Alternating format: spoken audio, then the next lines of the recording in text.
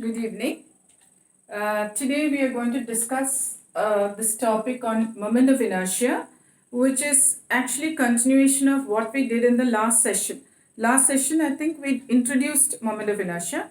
We'll discuss a little more on that and then go on to find out an expression for the work done in rotational motion.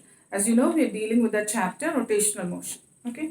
Now, in the last class, I told you, you may consider any irregular body. Any irregular body, like for example, let's say we have an irregular body which is undergoing a rotational motion about an axis. For example, suppose I'm going to show you an irregular body like this bottle.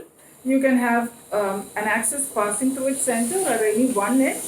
It's undergoing rotational motion, and this irregular body, let's say we assume it to be consisting of n particles. Okay, so if you take one particle, let's say m1, which is at a perpendicular distance r1 from the axis of rotation. Similarly, you take another particle m2, which is at a distance r2. Let's take the nth particle mn, which is at perpendicular distance rn from the axis of rotation. I have not drawn all of them. I have just drawn first, second and the nth particle.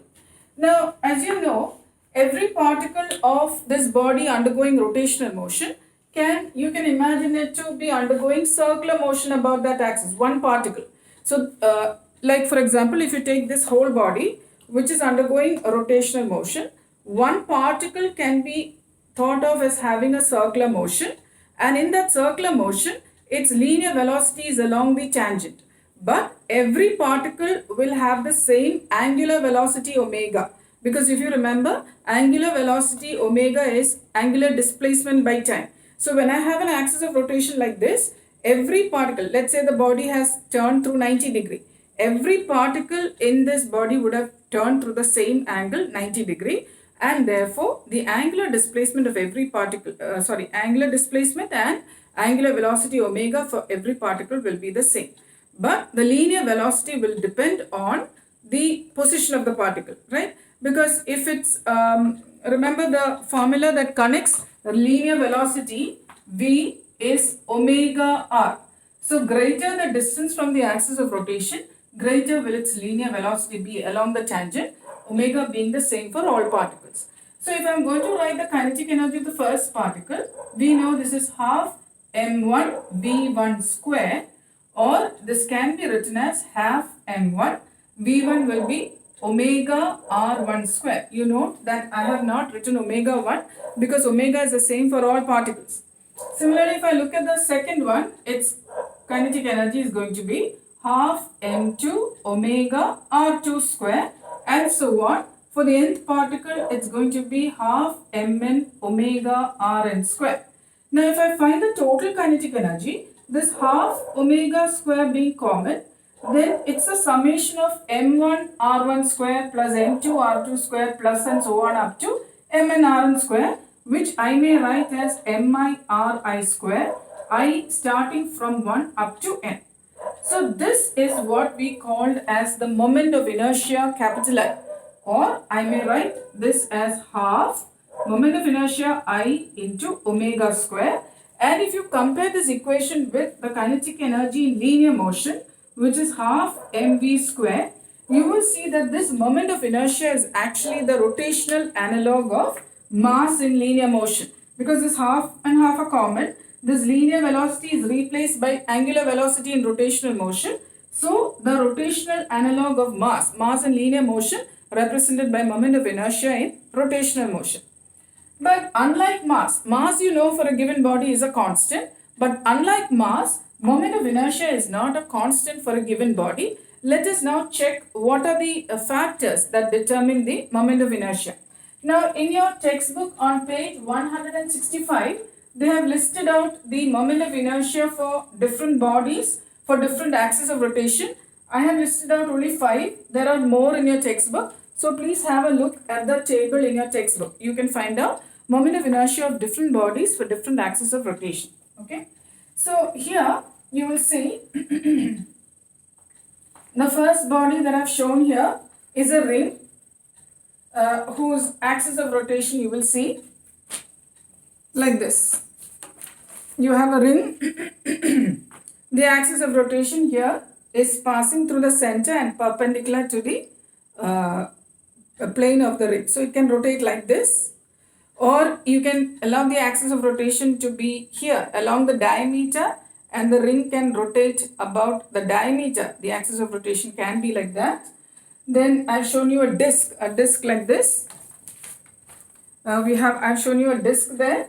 The disc I've shown you where you have the axis of rotation passing through the center and perpendicular to the plane. So you can have it like this, where that will be mr square by 2, where m is the mass of the disc and r is the radius. Then you can have it like this also, about an axis passing through its passing through its diameter, and the rotation is about this axis of rotation. And in that case, you will see that the moment of inertia is different, mr square by 4. Then you have a solid sphere here and a solid cylinder. So we are now going to look at the what are the factors that determine this moment of inertia. Basically, you will see that the mass, first itself, the mass of the body definitely determines the moment of inertia. Greater the mass, greater the moment of inertia, because you see sigma I equal to 1 up to n mi ri square is this moment of inertia. So sigma mi would mean the total mass of the body. Greater the mass, greater will be the moment of inertia. Also, the position and orientation of the axis is determining the moment of inertia. You will see that for a ring, if you had, like I told you, if you had this ring where you have the orientation of the axis of rotation, the position is along the center, perpendicular to the plane of the ring, and it is rotating like this. Okay. So position is at the center and perpendicular to the plane of the ring.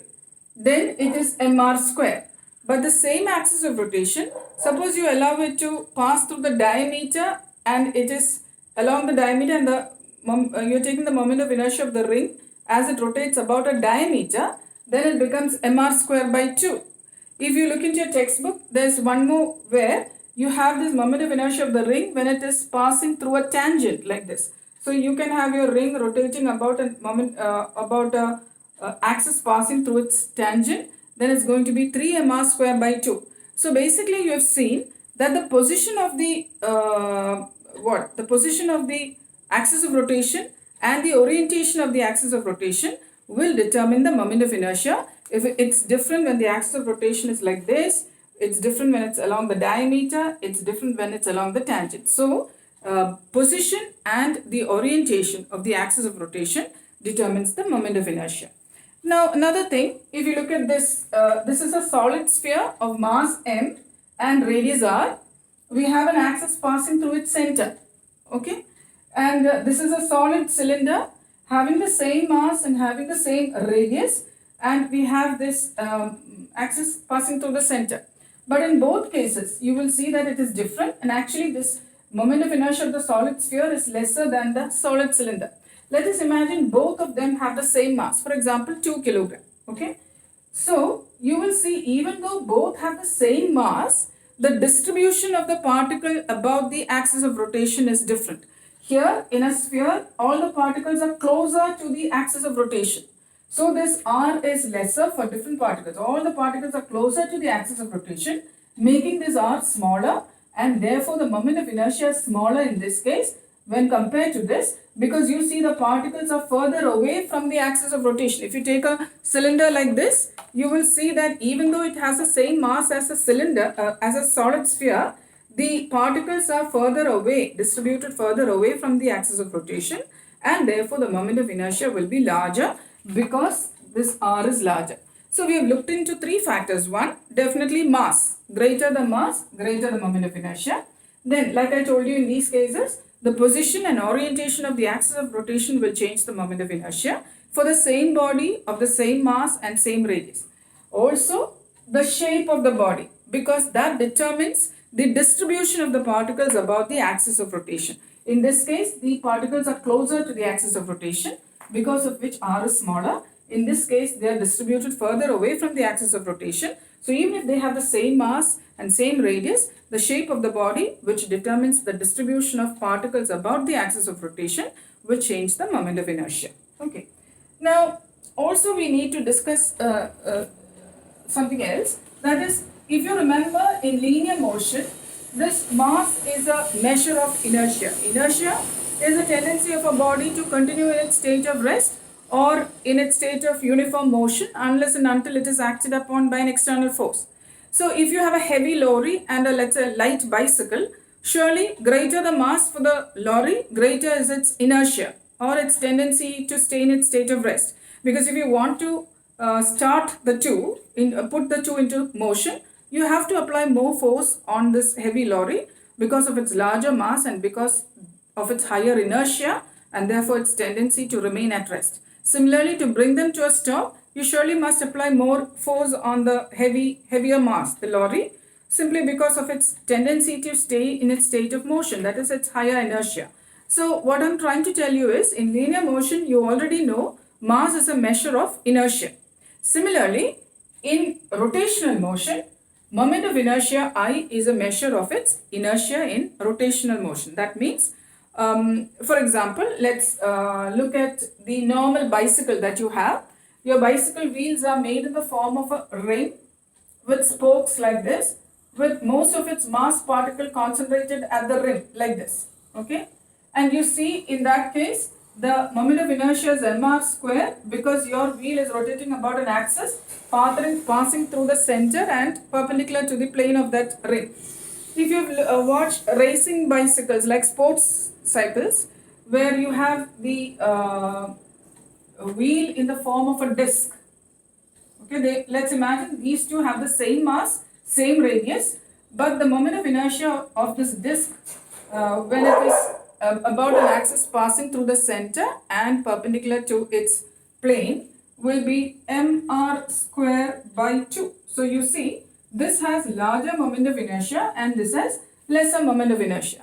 So what happens is, while you're riding a normal bicycle, you have to give in more effort to start cycling. But once you have put your bicycle in motion, then you can continue to ride without much effort because of its higher inertia. Because you see, moment of inertia is a measure of its inertia, I said. So, greater the moment of inertia, greater is its tendency to stay in that state of motion. And then to bring it to stop also, you have to apply more effort. But in the case of a sports cycle with a disc-shaped wheel, its moment of inertia is lesser. So the advantage is that you have to apply lesser effort to put it into motion. You can put it into motion faster, bring it to stop also faster, but you will have to apply the same effort to continue to put it into motion, meaning its moment of inertia is lesser. So to keep riding, you will have to continuously give effort or push your pedals to let it continue in motion.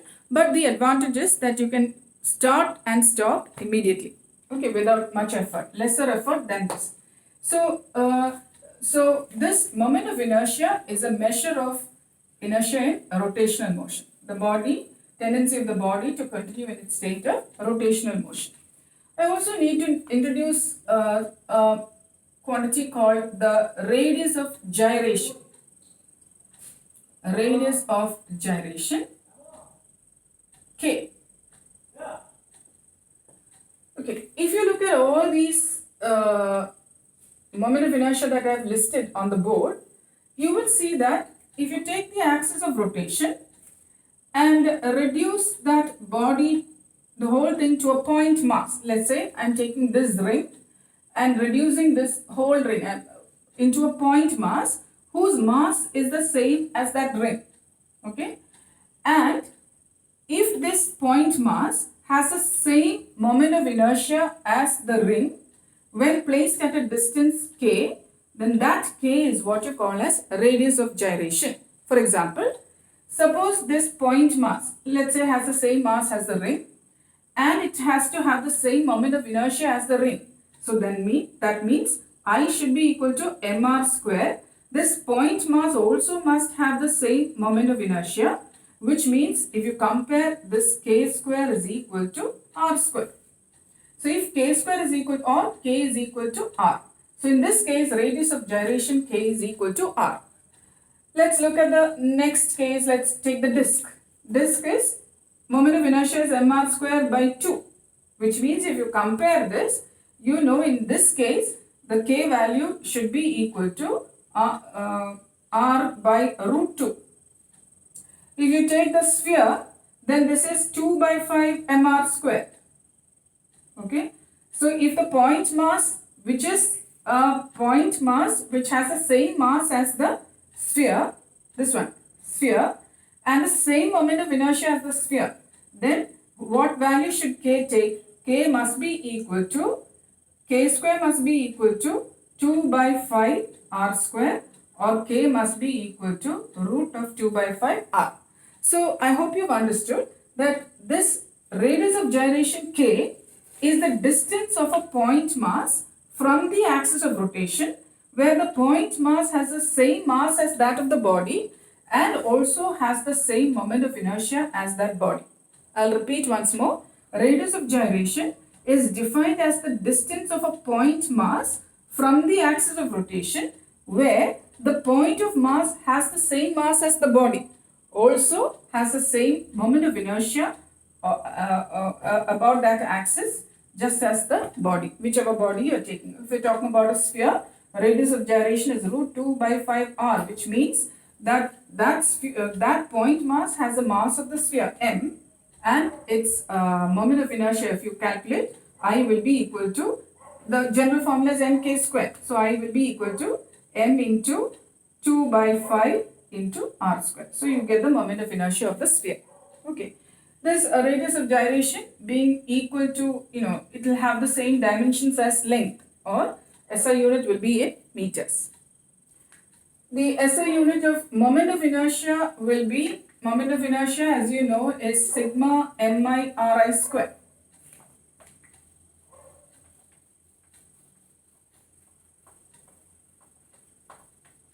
Moment of inertia we have defined as sigma mi ri square, where I can take values up to n, and therefore its moment of inertia SI unit is kilogram meter square. Its dimensions will be ml square. Okay, our next aim is to find out the work done in rotational motion. Okay, so here we are going to look at again irregular body consisting of n particles undergoing rotational motion, and I am just going to talk about one particle first, and then we will sum up the work done on all particles. So if we have, let's say this is the x-axis and this is the y-axis of that whole body that I showed you. Now we are considering one particle rotating about this point O. So we have a particle, let's say P1 here, and the position vector is R1, and after some time it has turned through an angle d theta and through a linear displacement dx1. Let me write it here, dx1.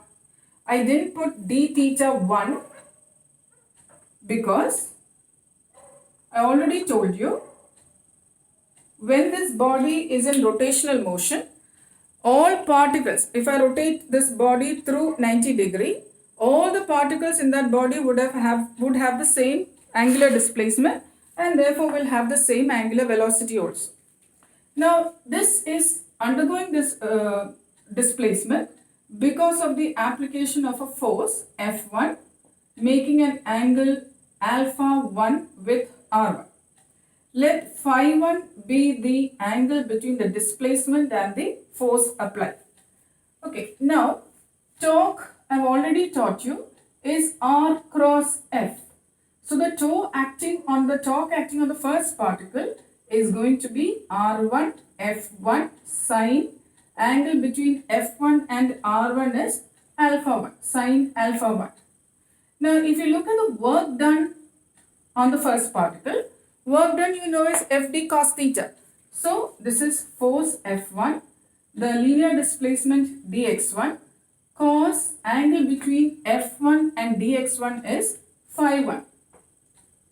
Now this I may write as F1 into this dx1, I hope you remember, is R1 into d theta. So we already know that dx1 is equal to r1 d theta. The same concept we applied when we did parallax method and all that. So this is the linear displacement dx being equal to r1 into d theta.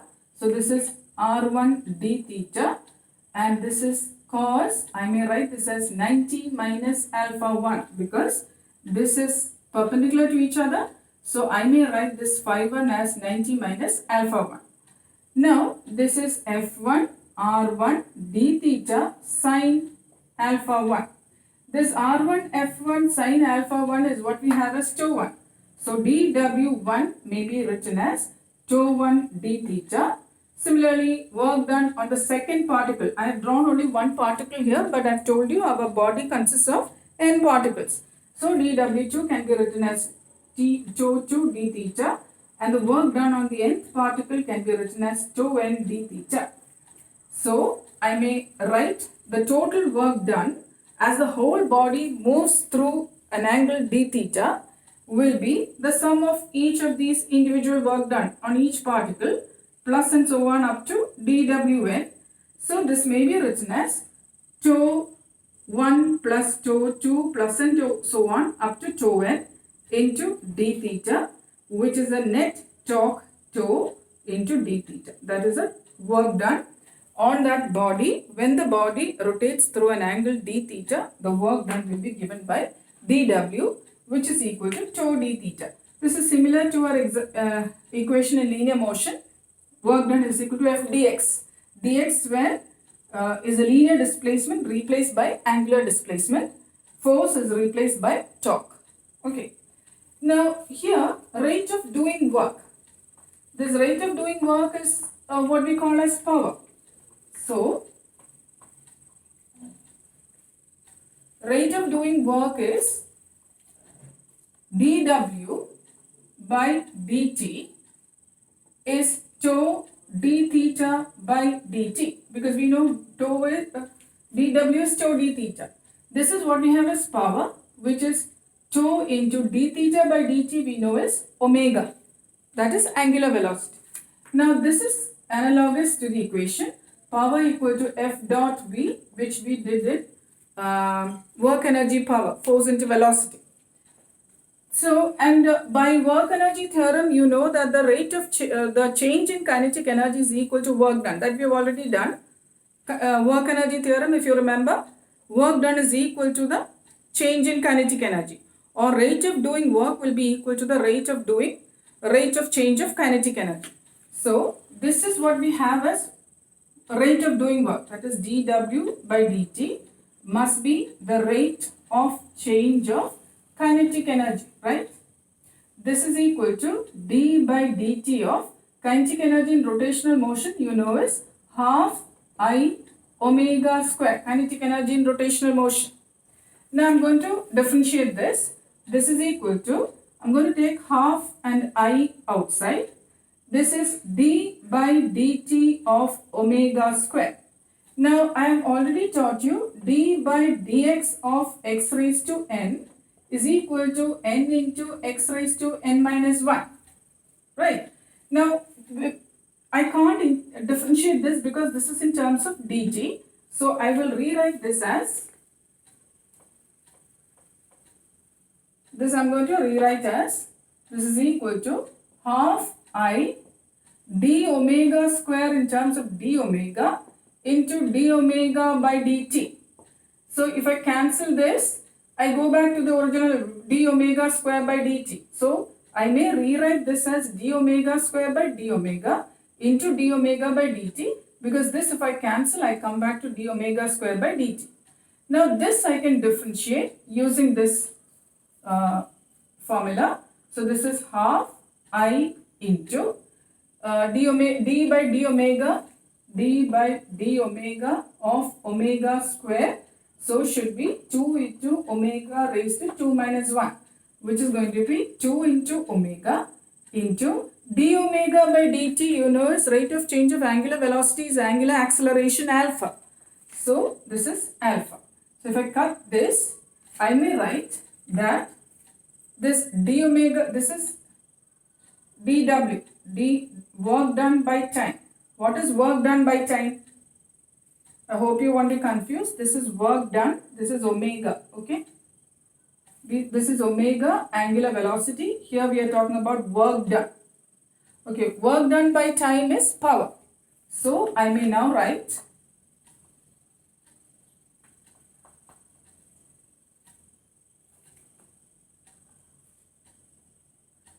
power is equal to 2 omega. From this power equal to FV, we derived this already. Power equal to 2 omega, which is equal to I omega alpha. So if I cancel this, I have tau equal to I alpha, which is analogous to the equation that we have as F equal to ma, Newton's second law. So this is Newton's second law in rotational motion. Tau equal to I alpha, where mass has been replaced with moment of inertia, rotational analog. Linear acceleration A, this is angular acceleration alpha. Force, the rotational analog is tau. Okay, so we have now three equations that I introduced to you today. That is work done, dW is equal to tau d theta, power is equal to tau omega, and tau is equal to I alpha. This is, we have the linear, in linear motion we have this as f dx, this is fv, and this is f equal to ma. Alright, so this is our topic of discussion today. Thank you.